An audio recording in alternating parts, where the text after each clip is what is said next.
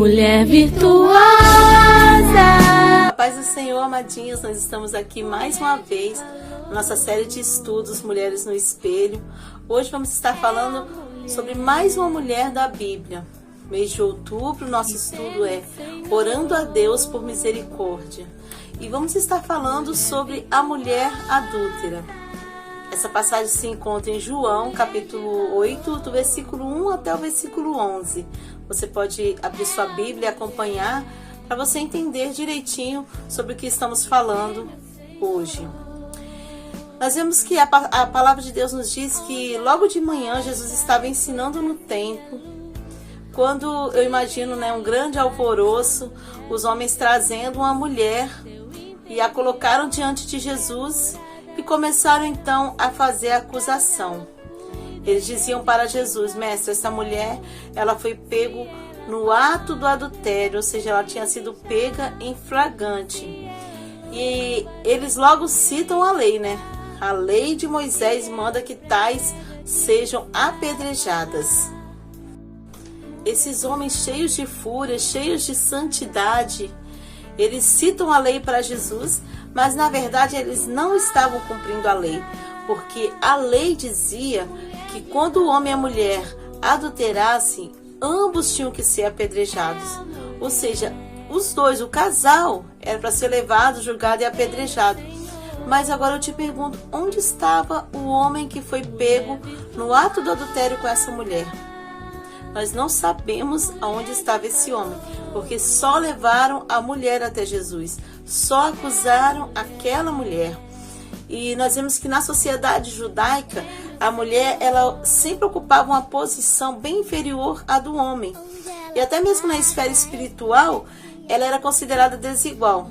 No templo, ela tinha um lugar à parte onde ela podia ficar para ouvir a palavra, mas não podia ficar junto com os homens.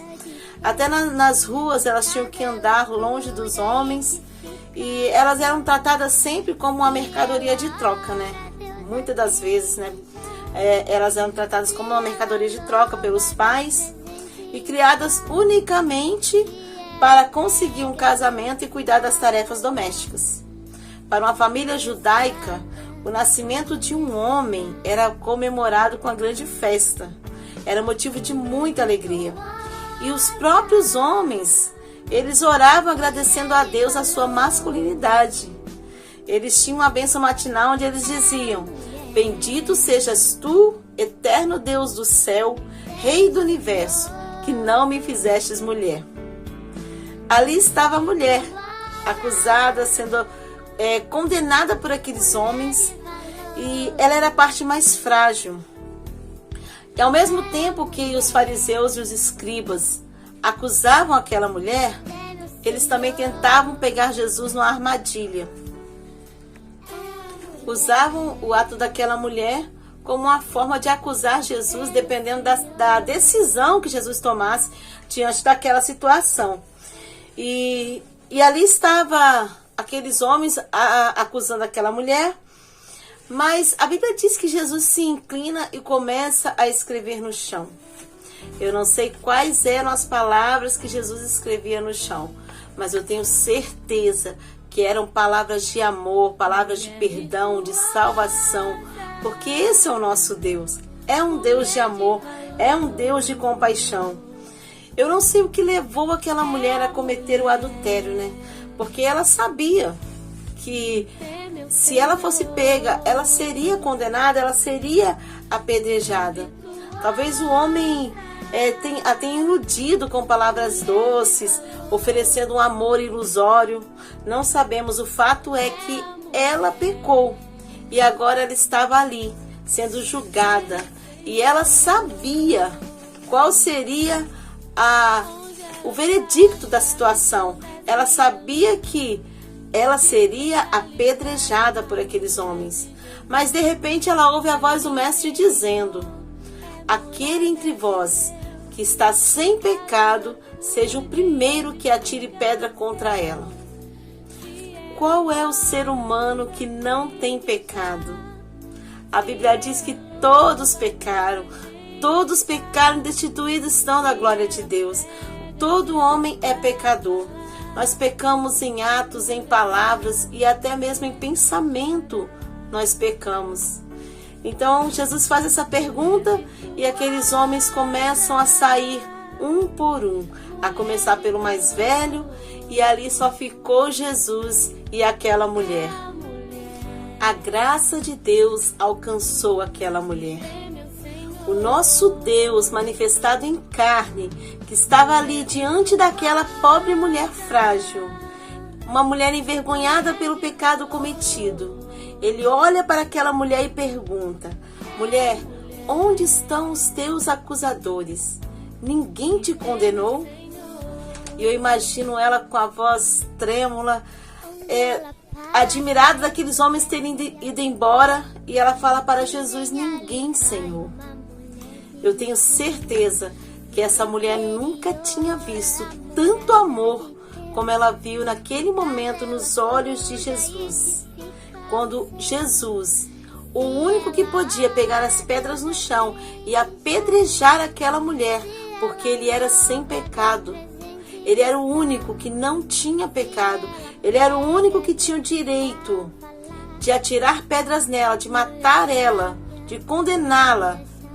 E ele olha para ela e diz: nem eu te condeno. Ela foi absolvida pelo amor, pela graça e misericórdia de Deus. Talvez você hoje amanheceu se sentindo sozinha. Quem sabe você já chorou por ter sido magoada por alguém. Talvez você carrega dentro de você uma culpa por um pecado cometido e você não consegue se libertar dessa culpa. Você olha no espelho e vê as marcas da dor no seu rosto e você pensa: ninguém me ama. Ei, não pense assim. Jesus te ama. Jesus te ama apesar das suas falhas. Jesus te ama apesar do seu pecado. Jesus te ama apesar da sua culpa. Ele te ama porque Ele é amor. E Ele libertou aquela mulher. Ele libertou ela da sentença da morte. Quando Ele olha para ela e diz: vai. Uma simples palavra: vai. Eu creio que ela não acreditava no que estava acontecendo. Ela tinha sido libertada. Ela não tinha mais condenação. Um pouco mais à frente, em João 8,36, Jesus diz: se, pois, o Filho vos libertar, verdadeiramente sereis livre. Livre da morte, livre do pecado, livre da vergonha. Vai, vai. Talvez você tenha carregado dentro de você a culpa por um pecado cometido e não consegue se libertar. Está sempre ouvindo a voz do acusador. O acusador fica sempre no seu ouvido dizendo: você pecou. Isso tem te prendido, tem te deixado frustrada.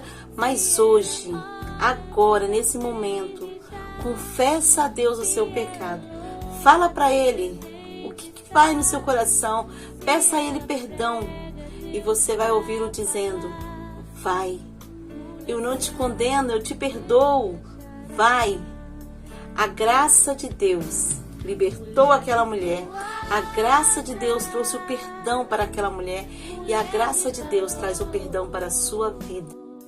A graça de Deus nos dá o perdão, mas junto com o perdão vem a responsabilidade, porque continuando, após dizer vai, Jesus diz: não peques mais.